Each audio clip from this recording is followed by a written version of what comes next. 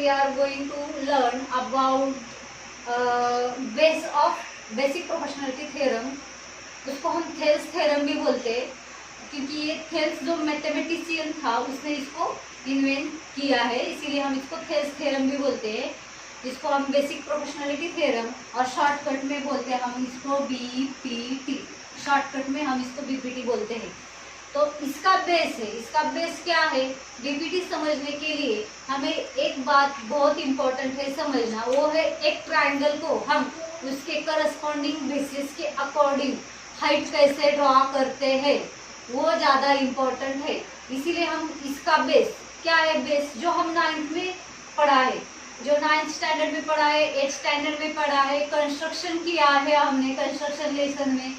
किसी भी ट्रायंगल मतलब कौन सा ट्रायंगल हुआ, जो एक्यूट एंगल ट्रायंगल है, राइट एंगल ट्रायंगल है, ऑब्ट्यूस एंगल ट्रायंगल है, इन तीनों ट्रायंगल को हम क्या करते हैं, उनके साइड्स बेस पकड़ के उनके अपोजिट वर्टेक्स से क्या करते हैं, परपेंडिकुलर ड्रॉ करते हैं, और उसको हम हाइट बोलते हैं। जैसे ये ट्रायंगल हुआ, ये ट्रायंगल हमें कैसे दिखता है, ये है एक्यूट एंगल ट्रायंगल, क्योंकि इसके पूरे सब एंगल कैसे दिखते हैं, स्मॉलर देन 90।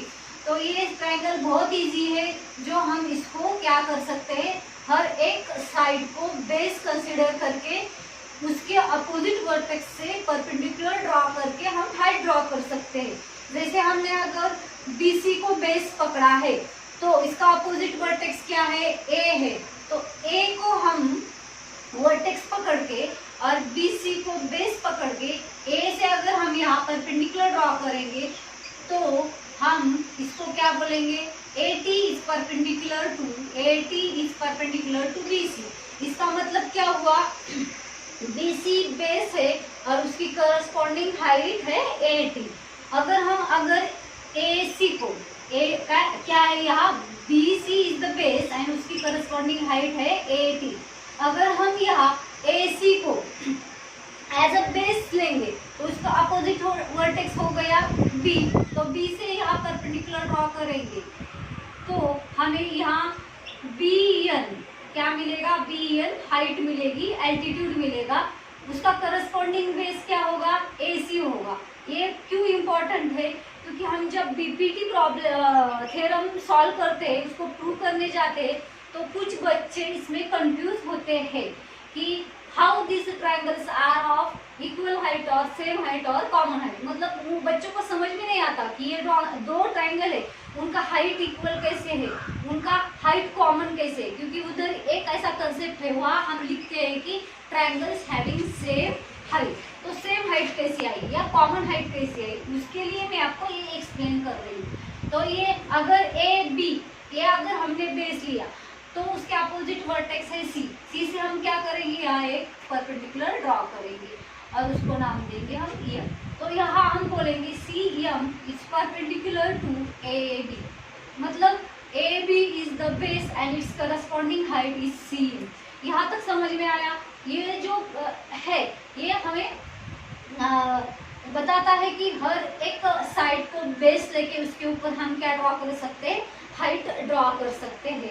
अगर BC एंड AT ये दोनों की पेयर लेके हम ये ट्रायंगल का जो एरिया निकालते हैं, वही एरिया सेम एरिया कांस्टेंट रहेगा, क्योंकि कभी भी किसी एक फिगर का एरिया उसके हाइट और बेस करस्पॉन्डिंग बेस लेने से चेंज नहीं होता। अगर AT एंड BC लिया तो वही एरिया आएगा, AC और BN ये हाइट और बेस लिया तो भी एरिया यही आएगा।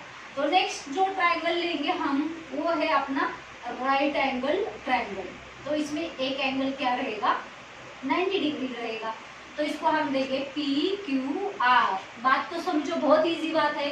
ये बेस है आपका, आपको आना चाहिए, ये बेस आपको पता होना चाहिए, इसीलिए मैं आपको ये बात बता रही हूँ। तो इसमें क्या आएगा, इसमें एक बार PQ is perpendicular to QR। इसका मतलब क्या हुआ, एक बार QR इसका बेस बनेगा और PQ उसकी करस्पॉन्डिंग हाइट बनेगी। ये बात समझ में आई? तो अगर इस ट्रायंगल को हम ऐसा घुमाते हैं थोड़ा सा, ये देखो, यहाँ पे Q है, यहाँ पे R है और यहाँ पे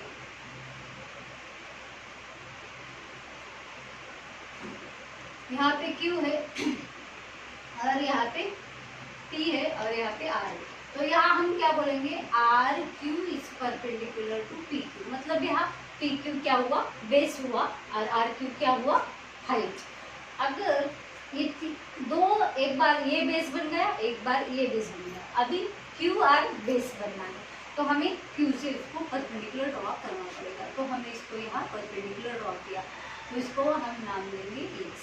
तो हम बोलेंगे Q S is perpendicular to QS is perpendicular to PR, मतलब हम तीनों साइड को बेस कंसीडर करके किसी भी एंगल को, मतलब राइट एंगल को भी क्या कर सकते हैं, उसके अपोजिट वर्टेक्स से क्या ड्रॉ कर सकते हैं, हाइट ड्रॉ कर सकते हैं, मतलब हाइट बनती है।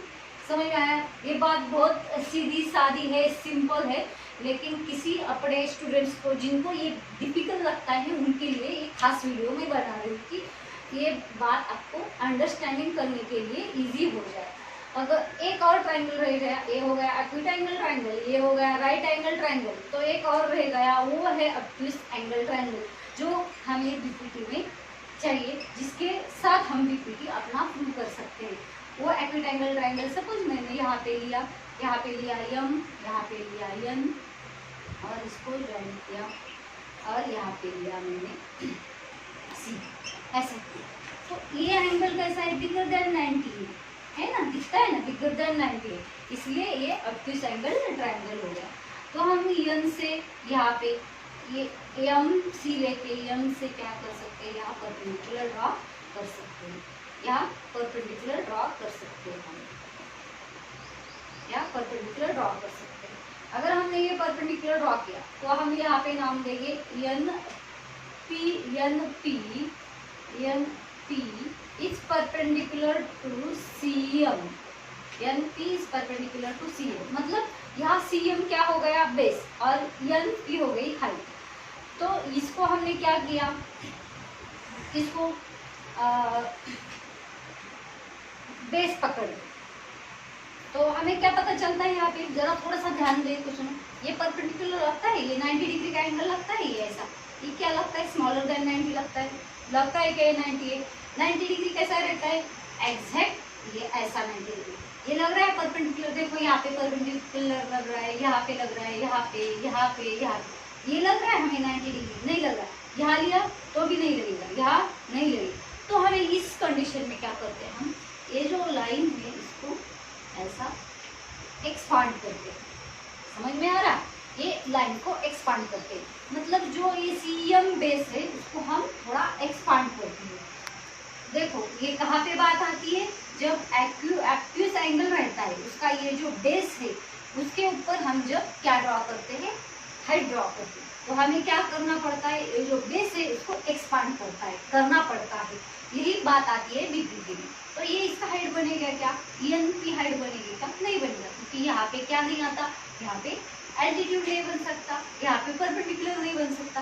तो सीएम को परपेंडिकुलर एन से निकालने का है, तो क्या करेंगे हम, इस साइड को, मतलब कहाँ से, एन से यहाँ हम क्या कर सकते हैं, परपेंडिकुलर ड्रॉ कर सकते हैं। तो अभी ये देखो ये करेक्ट परपेंडिकुलर बनेगा, ये देखो ये बन गया करेक्ट परपेंडिकुलर हो गया 90 डिग्री यहाँ पे करेक्ट। तो हमें यहाँ मिलेगा, फिर क्या लिखेंगे हम, N P is perpendicular to C M, क्या लिखेंगे, N P is perpendicular to C M. यहाँ पे नहीं बन रहा क्योंकि हमने यहाँ अंदर से सबको परपेंडिकुलर ड्रॉ किया यहाँ, लेकिन यहाँ नहीं होता। ऑब्ट्यूस एंगल ट्रायंगल में ये बात नहीं होती, ये हमें ध्यान रखने का, क्योंकि यहाँ पे ऑब्ट्यूस एंगल है तो ये अपोजिट वर्टेक्स से अगर हमें हाइट ड्रॉ करनी थी तो इसका ये सीएम बेस है, उसको एक्सपांड करके आगे लेना पड़ता है, समझ में आया। तो भी जाके हमें क्या मिलता है, उसका इस बेस को करस्पॉन्डिंग हाइट मिल सकता है। तो इस बेस को हमें करस्पॉन्डिंग हाइट ये मिला।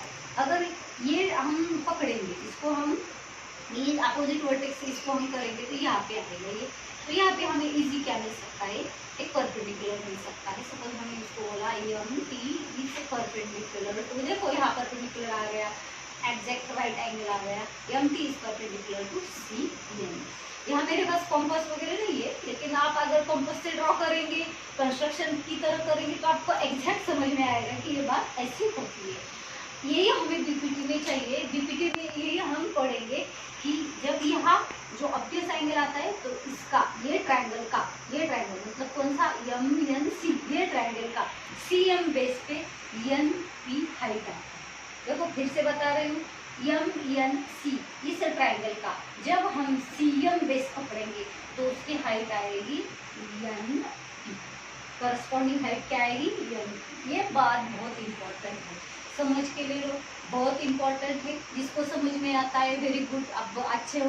जिसको समझ में नहीं आती ये बात, देख लो वीडियो, लाइक करो शेयर करो, लाइक करो शेयर करो। अगर समझ में नहीं आया तो दोबारा देखो, क्योंकि ये बात तो हमें इधर बीपीटी में लगने वाली है, इसीलिए आपके लिए मैंने ये वीडियो बनाया है। आप देख लो, समझ लो, जिसको आता है वो बहुत अच्छा है। अगर कुछ कंफ्यूजन है तो कमेंट्स करके नीचे लिख दो। Thank you.